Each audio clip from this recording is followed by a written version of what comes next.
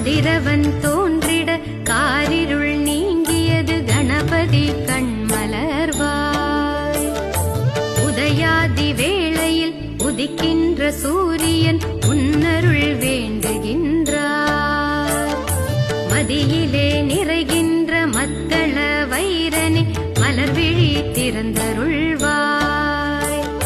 கதி வேண்டி பாடிடும் துதி கேட்டு அருள் புரி வலம் புரி விழிகள் திறவா.